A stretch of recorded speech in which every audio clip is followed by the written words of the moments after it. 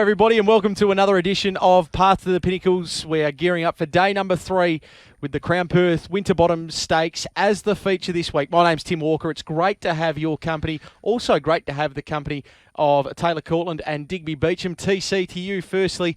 We're gearing up for WA's premier sprint race this week. Hello again, Tim. Hello again, Digby. Hello to all the viewers.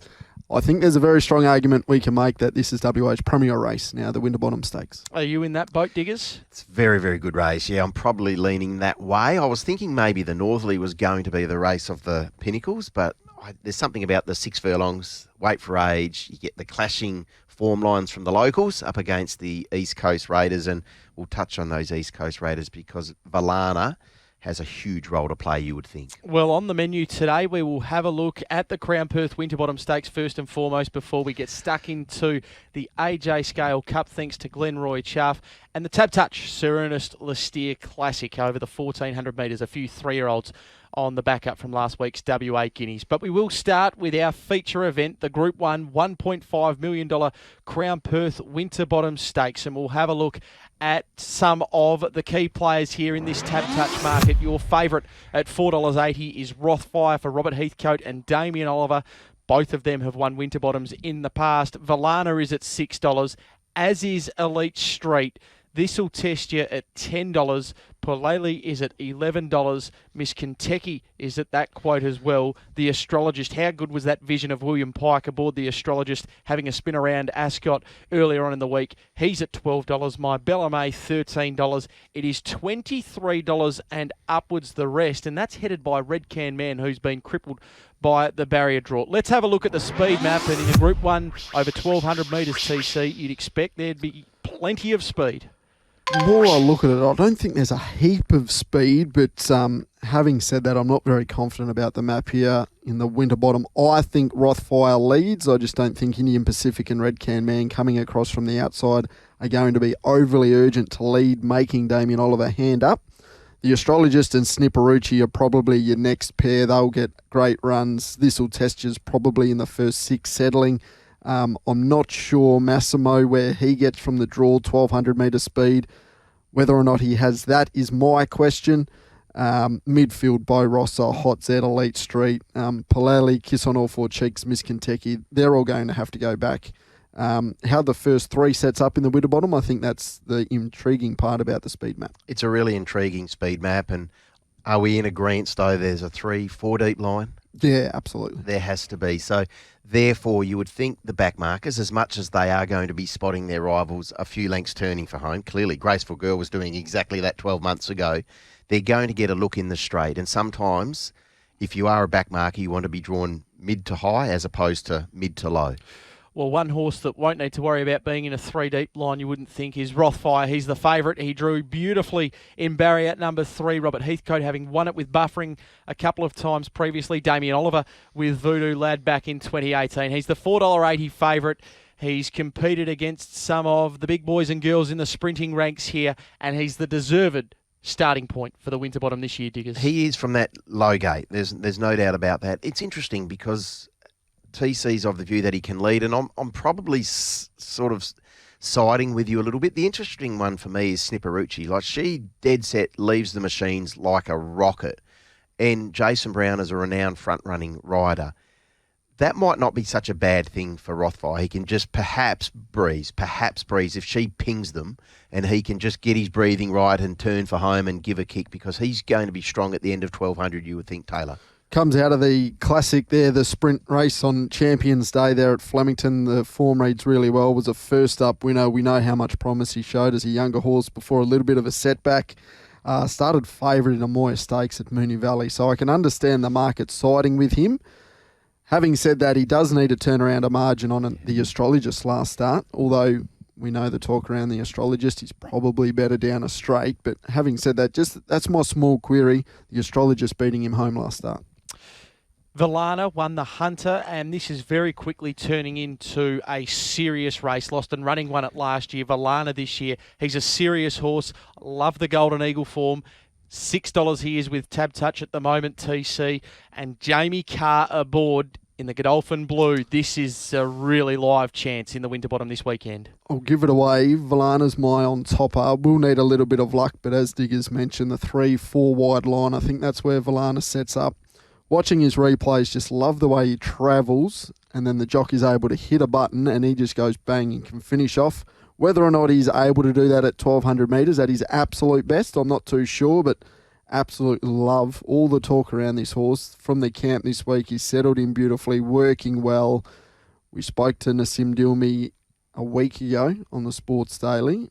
I think we're all under the impression that Valana probably wouldn't start in a Winterbottom, and now he's going there. That tells me he's just absolutely flying this horse. Yeah, I've come around a little bit to Valana, and saying that, I think he needs to produce a career peak to win this race on Saturday. Yes, he performed very well in a Golden Eagle. He won a Silver Eagle and he won a Hunter. This is a better race than the Hunter.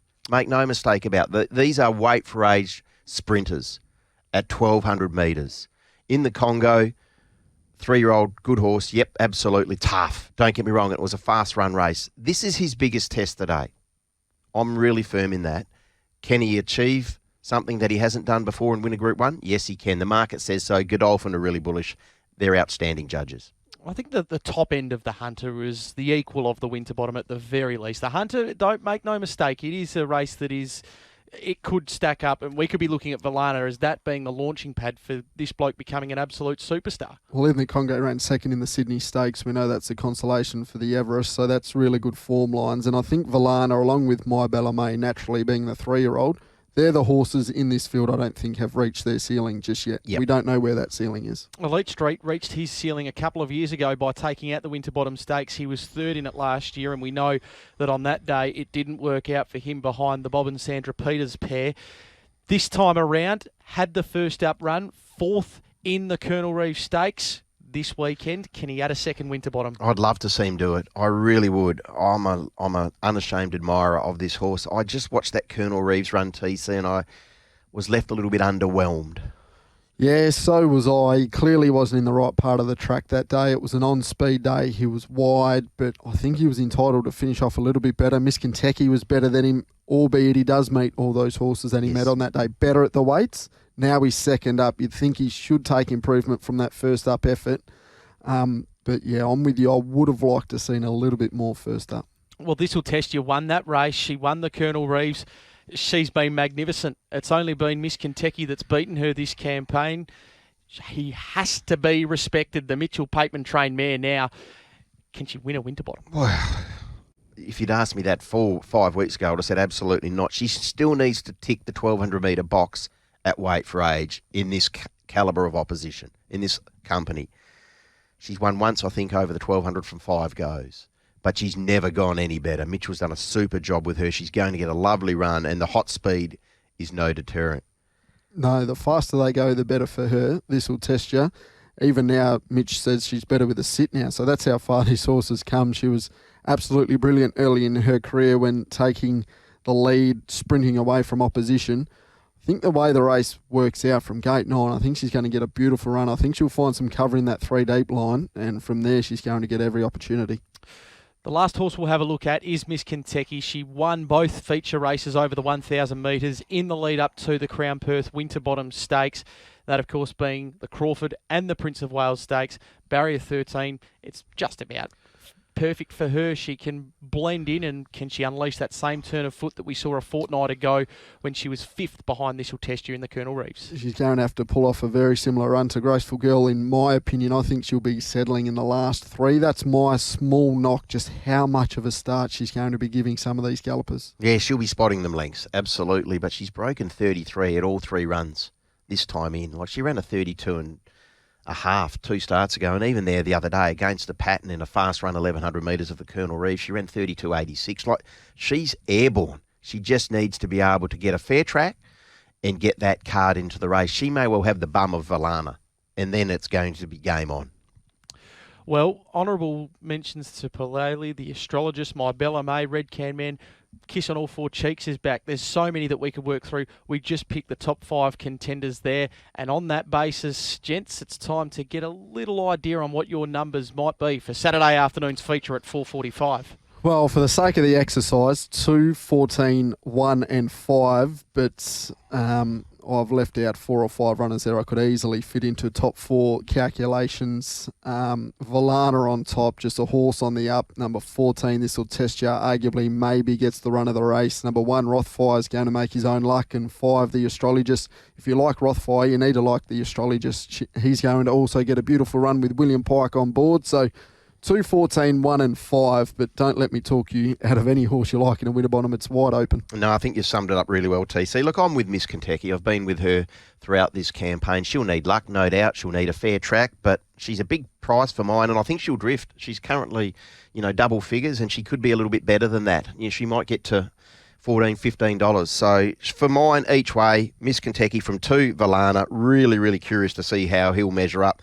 Good judges tell me he'll measure up just fine. 1, Rothfire, because he brings proven Group 1 and 2 form to this race. And 14, this will test her, because I think she's going to get a lovely, lovely run. And she is flying as well, along with Miss Kentucky. 13 each way, 2, 1 and 14. Yeah, they're the two that I quite like, the two that you two have touched on. Weren't they both magnificent last time out? We go a race earlier now. This is the GLENROY CHAFF-A.J Scale Cup. We'll work through these 2 listed features. This is a race that was won by Maraschino last year. It's got a new name, formerly the Tattersalls Cup, and, well, it's got a favourite up the top that carries a very familiar jockey and a very familiar set of colours. That is Pure Devotion at $2.20, $6 Maraschino, $9 Stafford's Lad, Utgard Loki, $11. Chili is Hot, $12. Come Right Back, $13. Platoon there at $17. It is $20 and upwards the rest. The speed map here, TC, how does it look? Well, Maraschino last week led a railway. I think he finds himself in front again over the 2100. Black Shadow's going to be there, probably settles outside Maraschino. Utgard Loki and Chili is Hot at this distance range. They have the speed to sort of hold up from gates 1 and 4 respectively. And then there's a lot of horses that are going to just try and find their feet, go back in the field. Maybe possibly a little bit sticky for Come Right Back. That's the only horse I thought might find it a little bit difficult. Pure Devotion probably settles 1 off the fence midfield, and that looks perfect for her. I think it starts and finishes with Pure Devotion, and all due respect to the other runners. Adam Durant has a stranglehold on this race. Well, let's have a look at Pure Devotion, who was 4th last time out in the Lucky Grey Stakes, the $2.20 favourite. There's been a sense of timing about her for probably not just the last couple of runs this campaign, but you could argue the last 12 months, that this is the Peters Investments Perth Cup horse for 2023. She was terrific last start against the pattern. TC, she got to the line well, even balked at about the 100, the 150. Buster Bash controlled that race. Genuine tempo, out to the 2100 metres. 3rd up, she's profiling beautifully for a Perth Cup. Yeah, absolutely. The only danger I could see, maybe if there is a 3 deep line and she gets shuffled back and William isn't able to make the run at the right time, that might be her undoing. But other than that, on form, the way she's going, she picks herself, as Digger said. Well, Maraschino went to Northam and won, then went to the Railway Stakes. He's got his share of weight this week, 60.5 kilos. He's on the second line of betting. Can he give a bit of cheek out in front this week, TC? He'll give a bit of cheek because he's a genuine galloper and he gives his 100% all the time, but carrying 60.5 over the staying trip, 2100 metres, I found it difficult to see him beating home the Cerise and White. Yeah, I worked around him in saying that he is a proven weight carrier and he's rock hard fit. I know you look at it and you go, oh, he's 16 to 21 quickly, but he's had that Northern Cup run at the mile as well, and he's got good lungs. He'll have no issue getting the ground, but I just thought maybe the 60.5 in this field, given he is giving Pure Devotion nearly a stone in the old, will be too much. Earlier this week, Chris Parnham said you'd love to go to war with Stafford's Lad. I don't think anyone would begrudge Stafford's Lad winning a Scale Cup on the weekend, TC. No, he wasn't suited last start behind Buster Bash. He's a horse that needs a lot of distance, needs that sort of grinding, staying event where he can really wind up and hit his top at around the 500 metre mark. He didn't get that opportunity last start. He's probably going to be in the last pair. Again, I think from that wide draw, I think it's all, we'll need to wait for Perth Cup Day for Stafford's Lad. All right, well, Diggers, you've shown your hand that it starts and ends with Pure Devotion. TC, are you in that same boat? Yeah, absolutely. Pure Devotion on top for me. 14 to beat. Number 6 for a bit of value. I thought Platoon, I think he's going okay. He's been racing in a lot more difficult races than this. He gets to a distance range now at this stage of his career that he's probably going to appreciate. And we know at his absolute best, he does have a turn of foot at the trip. 10, come right back. I like the last start effort and 1 Maricino. 14, 6, 10 and 1. 14, 4, 10 and 2 for me. I'm with Pure Devotion to beat Utgard Loki, who again will get a nice soft run. I thought the effort of come right back was really, really good the other day. So he needs to be respected as he gets out over some ground. And 2, Stafford's Lad, because you know he's genuine and you know he'll stay. But really keen Pure Devotion. 14, 4, 10 and 2. I just wonder if we'll be talking about Pure Devotion in our strategies a little later on. But before that, we've got the TABTOUCH-SIR Ernest LEE-STEERE Classic at listed level. This comes a week after the WA Guineas and a fortnight after the Placid Arc Stakes. Good race this year. A look at the market. $2.75 is Saintorio. All the King's Men, $4.20. Vampy at Play, $5. Man Crush, $7. $8.50 is Swear to God.